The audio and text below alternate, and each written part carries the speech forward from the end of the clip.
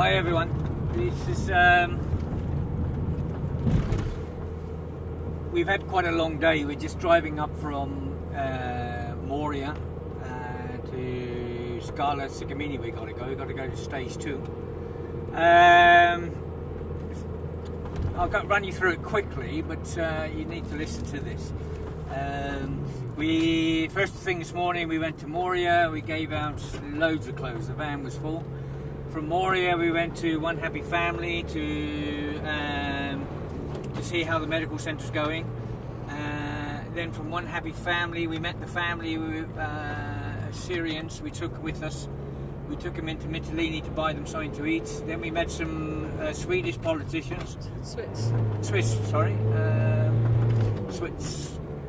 politicians with Michael Raber.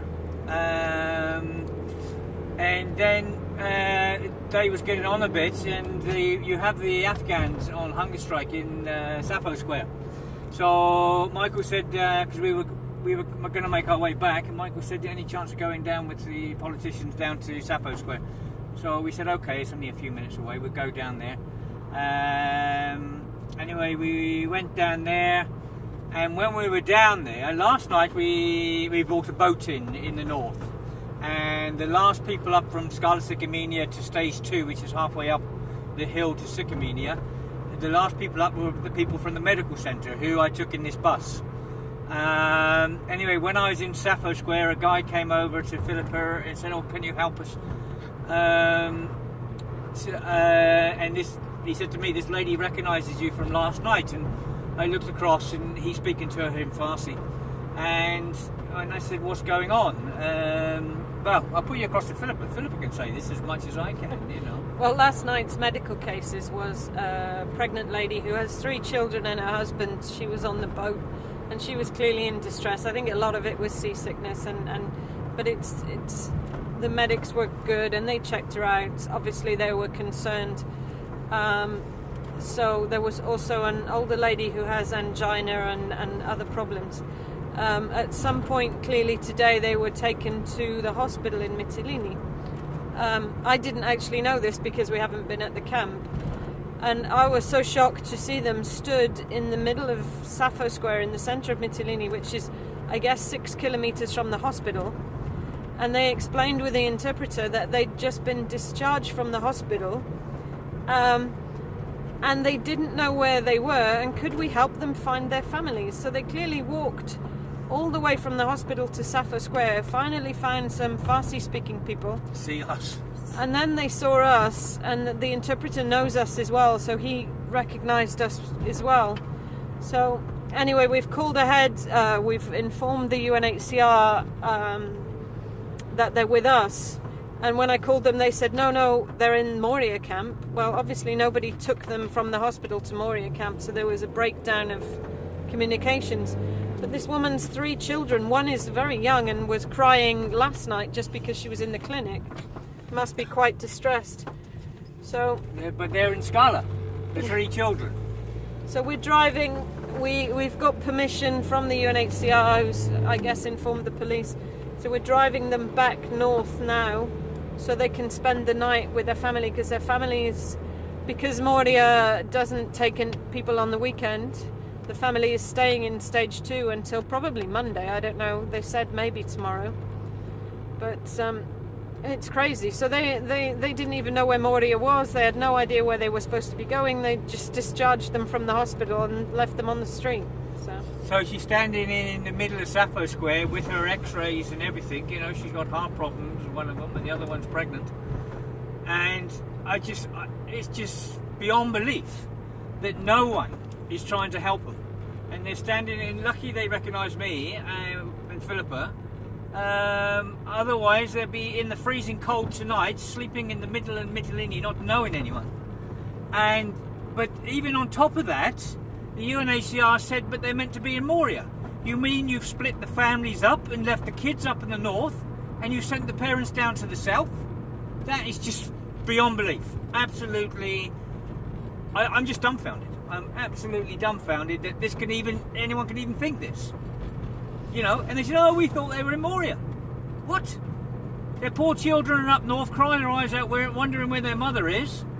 Yeah, and the UNHCR just thinks she's in Moria when she was in hospital, and then we find her in the middle of the town.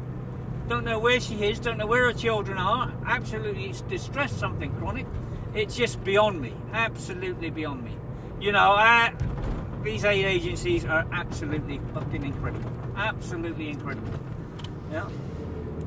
So anyway, so the bonus was that we were there, which was unusual for us to be there that late because we're usually up north already, ready to on call and with the watch. But anyway, so the happy story is we get to reunite them with their kids, which will be something tonight. I don't know, Moria today is becoming so distressing, it's ridiculous. There's over 6,000 people in this camp now. I've never seen so many children and families in such a desperate situation. Yeah, I don't know what else to say. Winter is almost upon us. It's pretty cold now. The nights are cold, although the days are sunny. People are still coming in terrible conditions, and then when they get here, there's no water in the showers to wash in. We've just been with a family who haven't had a shower for 2 weeks because there isn't enough water, and when they do get water, it's freezing. And these are people who are used to. They're very clean people. I don't know what the authorities think we're keeping here, whether it's animals or pigs or whatever. But animals get treated better, believe me. Yeah. Anyway, there we go. So I'd like to say one thing. You know, I'm talking to this father of 3 children tonight. You know, I hear some. You know, we've heard over the years some incredible stories, some really heartbreaking stories that made us cry and everything else. But this really shocked me. You know, and I didn't really think about it. He said, "I'm with my 3 children in this tent." I mean, the children have to sleep, and then the parents sleep early in the morning when the children wake up because there's no room for them all in the tent. There's 4 families in this one tent, which is absolutely disgusting. But he said to me, when my children want to go to the toilet in the night, I have to get up and go to the toilet with them. So he has to go to the toilet with them, and he waits outside the toilet because of the problems, because you have a lot of single men running around and everything else, and there is being a rape and everything else in the camps. Then, you know, he has to go back, and he said to me he's doing his washing. He says he's up, you know, he's awake all night anyway because he's got nowhere to sleep, but he's having to go up and down to the toilets trying to protect his children. Then when he does his washing during the day, he's tired, so he sleeps, and when he gets up, he has to wash for his 3 children as well, do all the washing and stuff.